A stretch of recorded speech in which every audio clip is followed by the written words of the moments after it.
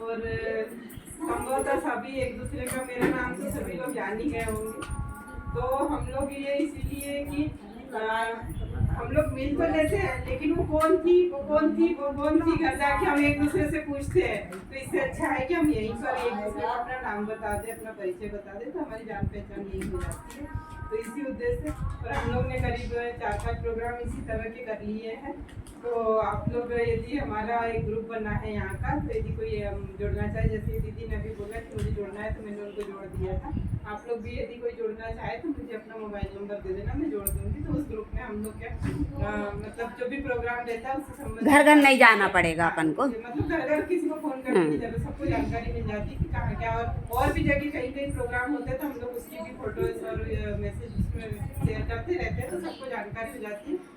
और हम लोग ये जयंती जैसे मनाने का इसीलिए ऐसे अपने महापुरुषों की हम लोग जयंतियाँ मनाते छोटे छोटे, कि हम लोग इसी बहाने सब लोग बैठ जाते हैं और अपने महापुरुषों को याद करते हैं।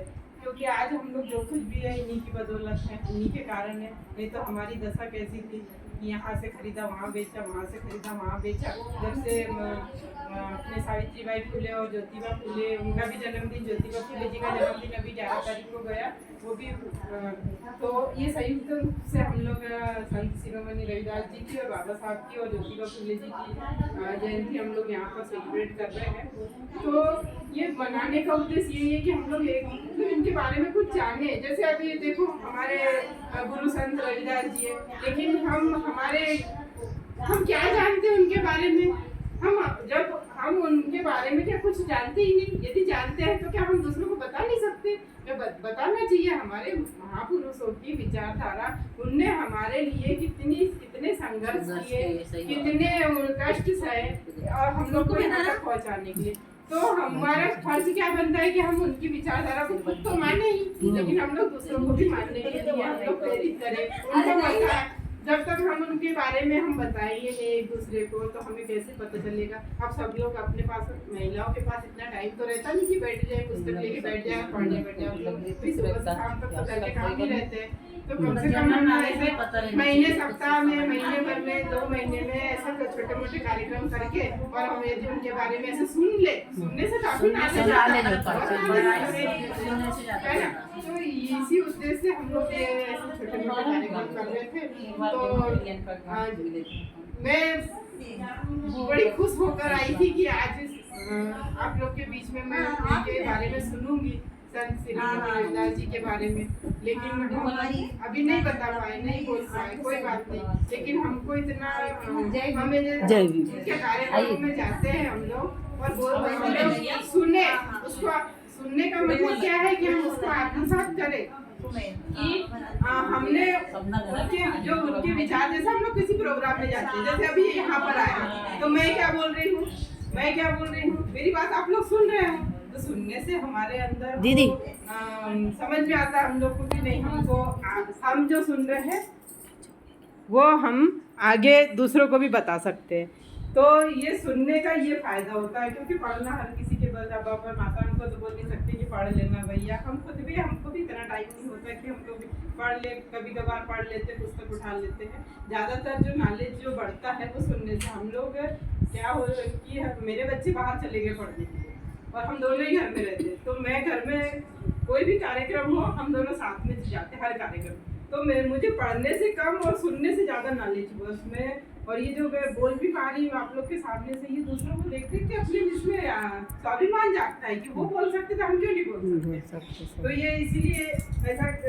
और बाबा साहब का तो आप लोग बाबा साहब के बारे में तो जानते ही होंगे। बाबा साहब ने जो संविधान में हमारे महिलाओं के लिए जो करके गए हैं और जो संविधान में बराबरी का और समानता का अधिकार दिया है, आज हम लोग ये प्रोग्राम करने की जो हिम्मत कर रहे हैं वो भी बाबा साहब के कारण ही कर रहे हैं। नहीं तो घर की भाई घूंघट ओढ़ दरवाजे के बाहर मत जाना, बस यही 4 दीवारी में आपका वही काम है, बच्चे पैदा करो, खाना बनाओ और घर गृहस्थी देखो, इतना ही काम था। लेकिन आज बाबा साहब की वजह से हम लोग नौकरियाँ कर रहे हैं, बाहर जा रहे हैं, अच्छे पहन ओढ़ रहे हैं, स्वतंत्र घूम रहे हैं। तो ये सब बाबा साहब के संविधान की वजह से। मैंने काफ़ी लोगों के मुँह से अपने संविधान के बारे में सुना, तो ये अपनी हंसने की बात नहीं, ये वाकई में सीरियस की बात है, ये चिंतन वाली बात है कि बाबा साहब ने हमको संविधान दिया, तब से हमारी स्थिति देखो कितने जल्दी बदल गई। जो इतने सालों से संविधान आया उसके बाद से फटाफट नौकरियां लगी हमारे लोगों को, लगी ना, हम लोग आज इतने अच्छे सब। लेकिन यदि मान लो वो संविधान हमारा वाकई में नहीं रहता है तो हमारी फिर से वही स्थिति आएगी, हमारे बच्चों का, हमारी आने वाली पीढ़ियों का फिर वही हाल होने वाला है जो हमारे बुजुर्गों ने सहा था। तो ये थोड़ा सा चिंता का विषय तो है संविधान का। तो इसीलिए यदि ऐसा कोई समय आता है कि हम लोग को यदि घर से बाहर भी निकलना पड़े तो, या हमारे घर से कोई जाना चाहे तो हमें उनको रोकना नहीं है। यदि संविधान के लिए आपने देखा होगा अभी 2018 में एट्रोसिटी एक्ट के बारे में वो थोड़ी छेड़खानी हो गई थी, तो उसके लिए कैसा आंदोलन हुआ, सरकार को दबना पड़ा और वो एट्रोसिटी एक्ट वापस क्या होता वही कि SC/ST के ऊपर यदि आप अत्याचार करते हो तो आपको उसके लिए अलग से सजा का प्रावधान, सख्त कानून था वो, और वही कानून बदलना चाहिए। लेकिन वो कानून ना बदले करके हमारे बच्चों ने नौवे कितने कम उम्र के बच्चे 20, 22, 24, 25 साल के बच्चे शहीद हुए हैं, उसमें बहुत सारे उन्होंने कितना आंदोलन किया और आज हमारा एट्रोसिटी एक्ट बच गया है। तो ये ऐसी चीज़ें है, इसलिए हम लोग को थोड़ा घर गृहस्थी से उठ के थोड़ा सा, नहीं हमारे लिए लेकिन हमारे बच्चों के लिए हमको जानना जरूरी है। और यदि हमारे बच्चे, क्योंकि भाई बच्चे, अब ये देखो बच्चे तो माँ के पास ही ज़्यादा टाइम रहते हैं, जो सुनेंगे माँ से, जो ये तो वही संस्कार बच्चों में पढ़ते हैं, माँ से ही पढ़ते हैं। तो आने वाले समय को देखते हुए हम लोग को थोड़ा सा एकता के सूत्र में रहना है। ऐसे कार्यक्रम हमारे समाज मतलब क्या, हमारा अपन ये सुनने के सब तो लेकिन है तो हमें बाबा साहब ने हमको एक सूत्र में पिरोया है, क्या